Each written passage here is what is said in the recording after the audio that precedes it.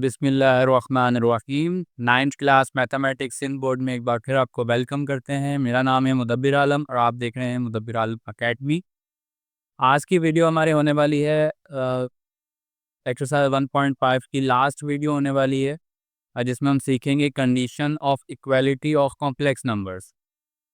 इससे पहले हमने वीडियोस में एक्सरसाइज 1.5 क्वेश्चन नंबर 4 तक सारे कॉन्सेप्ट्स को क्लियर किया है। पिछली वीडियो में हमने कॉन्जुगेट का कॉन्सेप्ट पढ़ा था।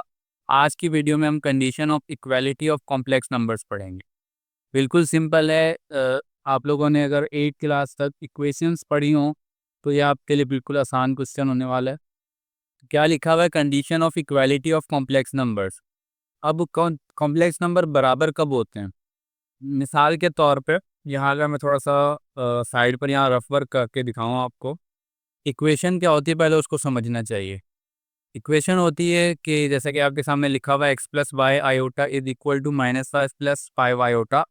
अब ये जो है आपकी एक इक्वेशन है, क्योंकि बीच में इक्वल की साइन आ रही है, लेफ्ट साइड पर भी कुछ वैल्यूज़ हैं, राइट साइड पर भी कुछ वैल्यूज़ हैं, तो इस तरह की जो पूरा एक ये जो चीज़ आपके सामने नज़र आ रही है इसे आप इक्वेशन कहते हैं।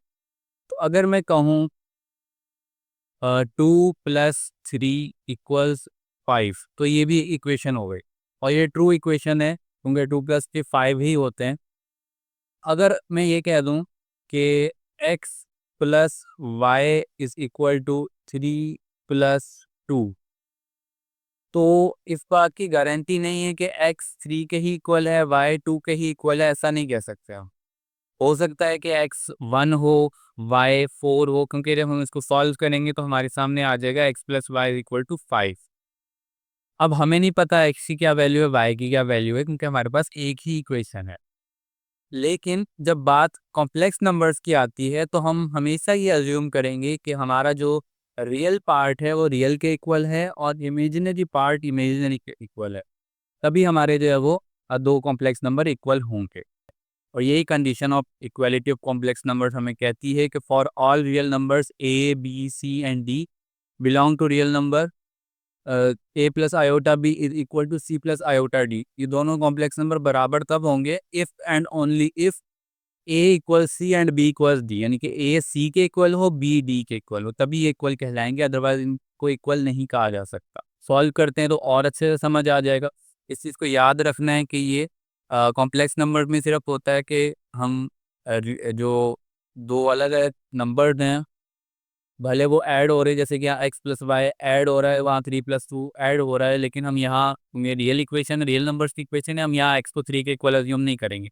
लेकिन वहीं अगर हो जाए दोबारा से एक और इक्वेशन अगर आपके सामने लिख कर दिखाऊँ मैं, यहाँ लिख देता हूँ कि वहीं अगर आपके सामने आ जाए x plus iota y is equal to 2 + 3 iota, तो अब यहाँ हम यही कहेंगे कि एक्स जो है वो 2 के इक्वल है क्योंकि एक्स रियल है और वहाँ 2 रियल है। इसी तरह से वाई जो है वो 3 के इक्वल है कि यहाँ वाई इमेजनरी है, वहाँ 3 इमेजनरी नंबर। ठीक है, तो ये हमारे सामने इस तरह से क्वेश्चन होने वाले हैं। तो यहाँ पे हम इसी क्वेश्चन को सॉल्व करते हैं। एक्सरसाइज 1.5 क्वेश्चन नंबर 5 से हम स्टार्ट करेंगे। ये मेरा हदफ वर्क आप उसको कह सकते हैं। ये हमारा हदफ वर्क के RW लिख रहा हूँ मैं यहाँ पे। अब हम स्टार्ट करते हैं exercise 1.5 question number 5। So exercise 1.5 question number 5, find the values of x and y. हमें क्या करना है? एक्स और वाई की वैल्यूज फाइंड करनी है। ठीक है, तो मैंने अभी बताया कि जब हम कॉम्प्लेक्स नंबर्स की इक्वेशंस को सॉल्व करते हैं तो रियल नंबर रियल के इक्वल होता है, इमेजनरी पार्ट इमेजनरी के इक्वल होता है। तो वही चीज़ अब हम यहाँ करने वाले हैं। सबसे पहले हमें नज़र आ रही है जो equation x plus y iota is equal to -5 + 5 iota. तो यहाँ पे हमें कुछ दोनों साइड पर सॉल्व होता हुआ नज़र नहीं आ रहा, क्योंकि आयोटा वाली वैल्यू आयोटा में ही ऐड हो सकती है और जो रियल वैल्यू है वो, यानी कि रियल पार्ट है वो रियल में ऐड हो सकता है, लेकिन यहाँ रियल भी एक ही है, इमेजिनरी भी एक ही है, राइट साइड भी सेम ये चीज़ है। तो अब हम यहाँ क्या करेंगे? यहाँ हम सिंपल से एक स्टेटमेंट लिखेंगे कि comparing real and imaginary parts. ठीक है, इमेजिनरी की शॉर्ट फॉर्म लिख रहा हूँ, इमेजिनरी पार्ट ये लिखेंगे। उसके बाद हम क्या कहेंगे कि लेफ्ट साइड का रियल पार्ट राइट साइड के रियल पार्ट के इक्वल है। एक्स बराबर है -5 और उसी तरह से y आयोटा बराबर है 5 आयोटा की। अब हम यहाँ पर आयोटा को इंक्लूड नहीं करेंगे, उसकी वजह क्या है वो भी देख लेते हैं। पहले तो मैं सिंपल करके दिखा देता हूँ कि y हमारा किसके बराबर हो जाएगा, 5 के। ठीक है, अगर हम यहाँ पर आयोटा को भी इंक्लूड करें तो वो बाद में ख़त्म हो जाएगा। उसकी क्या वजह है उसको देख लेते हैं। यहाँ पे मैं साइड पर अगर आपको करके दिखाऊँ, यहाँ कर लेते हैं छोटा सा, कि अगर मैं y iota is equal to 5 iota लिखता तो क्या होता, आयोटा दोनों साइड पर था और आयोटा एक कांस्टेंट है तो ये कैंसिल हो जाता, तो y इक्वल्स 5 ही बच जाता हमारे पास दोबारा से। तो इस वजह से हम आयोटा को कंपेयर करते हुए इंक्लूड नहीं करते। तो ये हमारे आंसर हो जाएंगे x equals -5, y is equal to 5। इसको हम आंसर लिख देते हैं। ठीक है, तो ये आपके पास क्वेश्चन नंबर 5 का पार्ट नंबर 1 कम्प्लीटली सॉल्व हो गया है। हो सकता है थ्योरी में थोड़ी सी मुश्किल हुई हो, क्योंकि प्रैक्टिकल ज़्यादा अच्छे से समझ में आता है, तो हमने जब इसको सॉल्व किया है तो शायद क्लियर हो गया होगा अच्छे से। अब हम जो है वो इसके पार्ट 2 की तरफ मूव करेंगे। तो पार्ट 2 हमारे सामने है x square plus iota y square equal 16/9 plus 9/25 iota. तो यहाँ भी हमें जो है वो दोनों साइड पर कुछ सॉल्व होता नज़र नहीं आ रहा, तो इसलिए हम डायरेक्टली कंपेयर कर लेंगे। Comparing real and imaginary parts. उसके बाद एक्स स्क्वायर है लेफ्ट साइड पर रियल और राइट साइड पर जो है वो 16/9 जो है वो रियल पार्ट है आपका। तो हम यहाँ लिख सकते हैं x square is equal to 16/9 और इसी तरह से y square is equal to 9/25। हमें मालूम करनी है एक्स और वाई की वैल्यू, और हमारे सामने एक्स स्क्वायर और वाई स्क्वायर की वैल्यू। तो स्क्वायर को ख़त्म करने के लिए हम क्या करेंगे, दोनों साइड पर स्क्वायर रूट ले लेंगे, ठीक ही square root on both side. तो यहाँ पे हमारे सामने क्या हो जाएगा कि एक्स स्क्वायर के ऊपर भी स्क्वायर रूट आ जाएगा और जो है वो 16/9 के ऊपर भी, और इसी तरह से वाई वाली वैल्यू के ऊपर भी वाई स्क्वायर के ऊपर स्क्वायर रूट आ जाएगा और 9/25 के ऊपर भी स्क्वायर रूट आ जाएगा। अब स्क्वायर से स्क्वायर रूट कैंसिल हो जाएगा, यहाँ हमारे सामने बच जाएगा एक्स और स्क्वायर रूट 16/9। अब 16 जो है वो एक परफेक्ट स्क्वायर है, 9 भी परफेक्ट स्क्वायर है, दोनों बाहर आ जाएंगे। 16 जो है वो 4 का स्क्वायर है और 9 जो है वो 3 का स्क्वायर है। लेकिन यहाँ पर हमने एक और ख्याल भी रखना है कि जब हम इक्वेशंस को सॉल्व कर रहे होते हैं तो हमारे सामने प्लस और माइनस में आंसर आता है स्क्वायर रूट का। उसकी वजह क्या है कि -4 का स्क्वायर भी 16 ही होता है, +4 का स्क्वायर भी 16 ही होता है। तो हम यहाँ लिख सकते हैं +/4/3। ठीक है, तो ये आपके सामने एक्स का आंसर हो जाएगा। और इसी तरह से वाई के लिए भी हम सेम स्ट्रेटजी अपनाएंगे कि यहाँ पे वाई के साथ वाई कैंसिल हो जाएगा और +/3/5। तो ये आपके आंसर हो गए दोनों एक्स और वाई की वैल्यूज़। होपफुली क्लियर होगा, बिल्कुल कोई इसके अंदर आपको मुश्किल नहीं होगी। नेक्स्ट हम थर्ड पार्ट की तरफ बढ़ते हैं। ओके, सो पार्ट 3 की तरफ हम आ गए हैं। अभी हम इसको सॉल्व करते हैं। सिंपल वही काम करना है, लेफ्ट राइट पर कोई हमें सॉल्यूशन होता हुआ नज़र नहीं आ रहा तो हम डायरेक्टली कंपेयर करेंगे। अगर सॉल्यूशन हो रहा होगा तो पहले हम सॉल्यूशन करते होते हैं। कंपेयरिंग बोथ साइड्स भी लिख सकते हैं या comparing real and imaginary part भी लिख सकते हैं। Real and imaginary parts.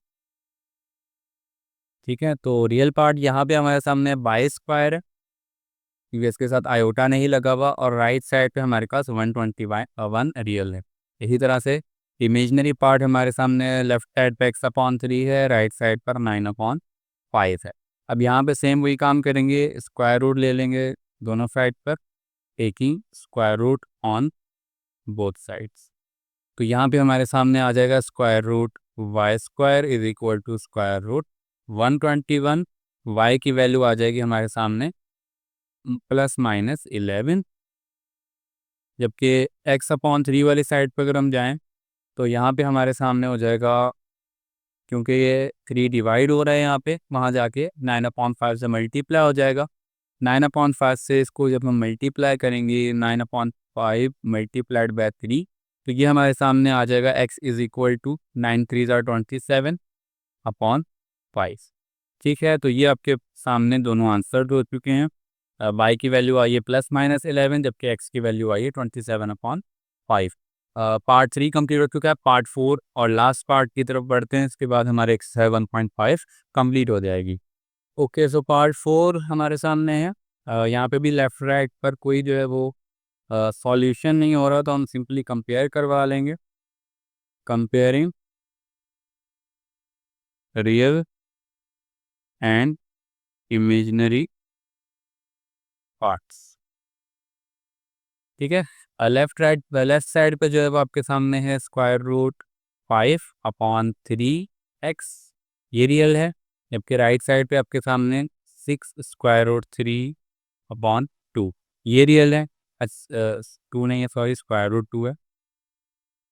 उसके बाद अगर राइट साइड पे देखें, मतलब इमेजिनरी पार्ट देखें अगर, तो हमारे सामने -3/√2y, ये बराबर है 2√2/9 के। ठीक हो गया। अब हम जो है उसको कम्प्लीटली सॉल्व करते हैं। अच्छा, अब ये फ्रैक्शन है, जब फ्रैक्शन होती है तो हम क्रॉस में मल्टीप्लिकेशन करवाते हैं, यानी कि ये वाली वैल्यू यहाँ डिवाइड हो रही है, वहाँ ऊपर जाकर मल्टीप्लाई हो जाएगी। ये वाली यहाँ डिवाइड हो रही है √2, ये √5 के साथ जाकर मल्टीप्लाई हो जाएगा। तो जब √2 को √5 से मल्टीप्लाई करेंगे तो हमारे सामने आ जाएगा √n, और साथ में x लगाएंगे इसके। और इसी तरह से जब 6 से मल्टीप्लाई होगा तो 18 हो जाएगा, और √3 का √3, √10 जो है वो उस साइड पर जाकर डिवाइड हो जाएगा। तो हमारे सामने आ जाएगा 18 √3/√n। ठीक है, तो ये आपके सामने x की वैल्यू हो गई। उसके बाद फिर हम y की वैल्यू को सॉल्व करते हैं। अगर इसको रेशनलाइज करना चाहें, यानी कि √10 को ख़त्म करके कोई रेशनल नंबर लाना चाहें, वो कर सकते हैं, वो ज़रूरी नहीं है। अगर बुक के आंसर को हम मैच करके देख लेंगे, अगर बुक के अंदर जो होगा उस हिसाब से हम सॉल्व कर लेंगे, अदरवाइज इतना आंसर आपका काफ़ी है। अच्छा, यहाँ पे हमारे सामने क्या है, सेम वही चीज़ है। तो 9 को -3 से मल्टीप्लाई करेंगे, हमारे सामने आ जाएगा -27y इज इक्वल टू √2 को 2 से मल्टीप्लाई करेंगे, तो हमारे सामने आ जाएगा √2 इंटू 2। ठीक है, अब ये वाला 2 कहाँ से आया कि √2 को √2 से मल्टीप्लाई करेंगे तो ये हमारे सामने आ जाएगा √4, और √4 का जो आंसर होता है वो 2 होता है। ठीक है, तो ये आपके सामने हो गया। नेक्स्ट फिर हम क्या कर सकते हैं, यहाँ पे अपॉन, सॉरी 9 नहीं आएगा, 9 हम मल्टीप्लाई कर चुके हैं। अब ये क्या हो जाएगा, -27y इज इक्वल टू 2 2 4। सही हो गया। उसके बाद फिर हम क्या लिख सकते हैं, y इज इक्वल टू -4/27। अब ये माइनस कहाँ से आया है, 27 के साथ वाला माइनस हमने शुरू में लगा दी, ये y की वैल्यू आ गई। तो ये आपके पास पार्ट 4 जो है वो इसका सॉल्व हो चुका है। x की वैल्यू का मैं देख लेता हूँ कि बुक के अंदर क्या आंसर है, हम उस हिसाब से इसको फिर मज़ीद सॉल्व करना हुआ तो करेंगे, नहीं तो यही हमारा फाइनल आंसर होता। ओके, सो ये हमारे पास पार्ट नंबर 4 इसका कंप्लीट हो चुका है। बुक में यही आंसर्स हैं दोनों। अच्छा, वाई का आंसर बुक में माइनस भी लगा हुआ, वो बुक वालों से गलती हुई होगी, क्योंकि हमें दिख रहा है यहाँ पे माइनस आना है तो ज़रूर आएगा। ठीक है, तो ये आपका एक्सरसाइज 1.5 जो है वो कंप्लीट हो चुकी है। होपफुली बिल्कुल क्लियर होंगे सारे कॉन्सेप्ट्स, सारे क्वेश्चंस। अभी भी कोई क्वेरी हो तो वो आप पूछ सकते हैं। आज हमने जो है वो condition of equality of complex numbers पढ़ा है। एक्सरसाइज 1.5 इसी के साथ कंप्लीट होती है। अभी वीडियोस में हम एक्सरसाइज 1.6 से रिलेटेड क्वेश्चंस को सॉल्व करेंगे। अब तक के लिए इतना ही। अपना ख्याल रखिएगा। फी अमान अल्लाह।